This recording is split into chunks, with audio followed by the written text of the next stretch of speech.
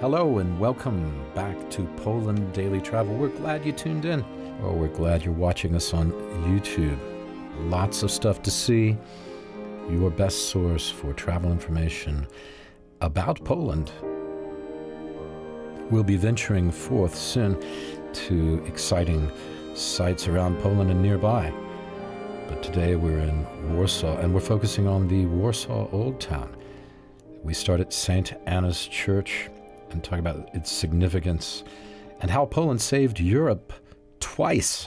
That's right, count it, twice. We'll be looking at some of the secrets of the old town, some of the stories and vignettes, and just two guys going for a walk on a sunny day.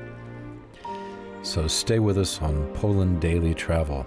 We're really glad you tuned in, because why do we do this? We do it for you. Stay with us. There's a black line I told you about. Yeah. The black line that tells us which element of the city walls is original. Underneath the line and above it's reconstructed. So look how precise the reconstruction was. And please try to imagine how many clay bricks they needed. Imagine, clay brick must spend the proper time in the proper temperature. Yeah. And time and space and heat is money. That's why nowadays people are constructing things out of steel and glass. Reconstruction of the old town was so amazingly expensive that every single Polish man paid for it. Marshall Plan didn't reach this place. Imagine, you are living in the countryside, you are waking up in the morning on Friday and you know that you will not have your weekend, but there will be a bus coming to your village, taking you, you will come in here and you will work for the reconstruction of Warsaw. And then many buildings in Poland were teared down so to have the clay bricks, because a broken brick cannot be used anymore. So it represents the size and the sacrifice that was given for reconstruction of this city. Huh. What is this? There's a statue over here. Oh yes, that's a cool guy. Statue? Well, you know what I like about him. Let's go over and see it. Yeah. Tell me about it when we get there. Let's do it. You know, I meant to ask you, what was this back there? There's the sign of the cross and the anchor. Well, it actually makes an anchor. It's a cross and a hook. The anchor. What's that about? Symbol we know from the symbol of Polish independence, of Warsaw Uprising 1944. The anchor that's connected to P letter, that stands for Polish independence. The fact that Poland wants to stay in this place in the same way as a ship wants to stay in one place that's connected to this place with an anchor. Right. And over there we saw an anchor connected to a Christian Catholic cross, which means that not only our country, not only our state, but also our philosophy stays in here. So these two symbols appear very frequently on historic sites of Warsaw and Poland. Right, and so it's a symbol of the Warsaw Uprising. And we talked about the fella before, who was the general in charge. What was his name again? Komorowski? Komorowski. He was the general in charge of the Home Army, the AK, right? So was that symbol devised by him or a committee, or? The symbol in here was next to surname of Maria Konopnicka, who created a sort of anthem to an uprising that took place against Russia occupation in here. And also the sculpture in front of us refers to exactly same thing, and another uprising. There were so many of them against Russia. Unfortunately, these are not the battles that I will describe you with this glory ending as we did in the church, because all of these uprisings eventually ended in a very bad way for us, and more retaliations were appearing after this uprising. But the guy that we can see in here, Jan Kiliński, what I like about this sculpture, when we take a look at his face, when we take a look at his eyes, we can see no fear over there, even though he had just a little group of people. So to attack Russian embassy, which was right in here, the and embassy this was here. Russian So embassy that's was why in he's here. sort of looking towards the embassy. Exactly. Yeah. And the Russian ambassadors were jumping out from the windows. Maybe over then they were happy, but eventually it brought us very difficult times, and then many people had to emigrate from this country because of very tough retaliations. He's a Sarmat, he's a Polish aristocracy. That's how he's dressed up. We can see the nobility belt on his waist. Only aristocracy could wear such. We can see this kinged sword in his hand, representing his power, his aristocratic rights that were cut by the Constitution of Poland, which made Polish society divided. Even reduced his rights. Yeah. Yes. Yeah. This is how Polish society got divided in this late 1700s. 1791. Yes, Constitution, 1791, is that right? our constitution, Right. then another partition, then we lose the independence in 1795. And you know what? Many people blame King Poniatowski for this. So when he was in charge, then he must be responsible for this. But there was no man in our history, or there were just a few men who did so much for our country. He established the school for future Polish aristocracy in territory of the University of Warsaw. King Poniatowski hired the best painters, for instance Bernardo Bellotto that we talked about, Canaletto.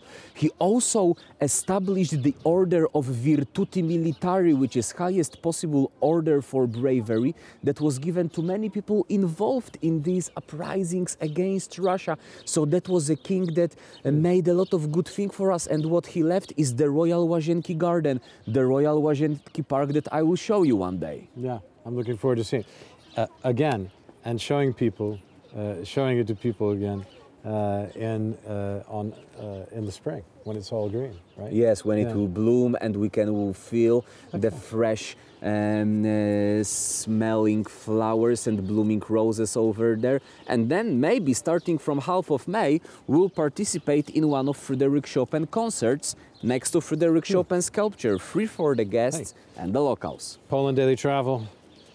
We're continuing our walk.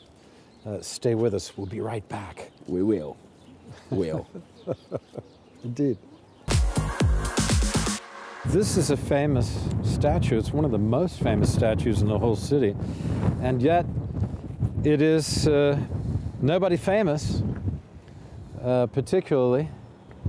Certainly not a king or a emperor or a potentate or an aristocrat. But maybe one day. It's a sculpture about 4-year-old boy. And even 4-year-old children were involved in Warsaw Uprising 1944 and all the moments of German occupation of Warsaw during World War II. And even such children were executed during mass executions. Even 9 months babies were killed during mass executions in Warsaw, and such boys were delivering messages from one place to another, and they were also killed. And when we take a look at this little fellow, we can see that the helmet is too big for him. We can see the coat is too big. We can see the rifle and his shoes are too big. But the idea of this sculpture is not that everything was too big for him, but he was just too small for all of this.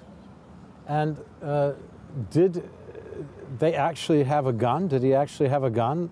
So, or is that an artist's rendering? They didn't. 4-year-olds didn't have the gun in here is metaphoric. It's metaphoric because it's. I think it's important to say that because some people may take take it literally. When it comes to moments of Warsaw Uprising, 1944, in here we were 100 dependent on the regular military law adopted by Polish underground army. Nothing was happened by a coincidence. Even during German occupation. Nothing happened by coincidence. Everything was ordered, and I mean, this was a secret army, but incredibly well organized. And you couldn't just walk around the street and kill one soldier because you saw that he's a German soldier. Maybe he was a good boy. Maybe Mama was waiting for him. So whenever Polish underground army was assassinating particular German soldier, it was according to the crimes that he committed, and they were stated by the underground army, by the underground court, and then the death sentence was officially given. Then his documents had to be taken from him and provided to the underground court, and this is how the case was closed. So no one was running around with rifles and machine guns in here just to kill some German soldiers, because retaliations for this would be extremely tough and much more Polish people would be killed. We knew about this, but still Polish underground army was killing nastiest German soldiers and even most important general in Warsaw, Franz Kuchera, the guy that we mentioned before. Yeah, you were talking about him. He was the governor of Warsaw. Correct. Who was assassinated, and we said that they did not manage to assassinate the leader of the Home Army. I mean, these people were incredibly brave. What people may not know, and it'd be easy not to know this unless you read a couple of books about the Warsaw Uprising or watch a good documentary. The information is there, but the story is so incredible that you would have virtually an army of Boy Scouts and Girl Scouts moving through the city, both through canals underneath the city, moving through the forests on bicycles and on foot, on motorcycles when they could get them, carrying messages, moving arms, manufacturing bombs, all of these things. Warsaw was the only city under German occupation that was producing weapons. Right. We were producing grenades in food factories, so instead of putting over there some tuna, we were putting over there some explosives, and this is how they were creating big bombs. We were producing a kind of British Sten machine guns that were easy to carry under your coat. Original ones you can find in Warsaw Uprising Museum in Warsaw. Yeah, I have one under my coat. Oh, really? Yeah. Okay. Just in case they come back. Okay, so just don't tell it to anyone that you have a machine gun under your coat. Well, I don't usually tell anyone, but I guess I just told everyone. Usually I keep that to myself. Anyway, stay tuned to Poland Daily Travel. We're here walking around on a beautiful day in the Warsaw Old Town. We're taking our time and just talking and showing you some of the sights here. It's really an incredible place. Stay with us.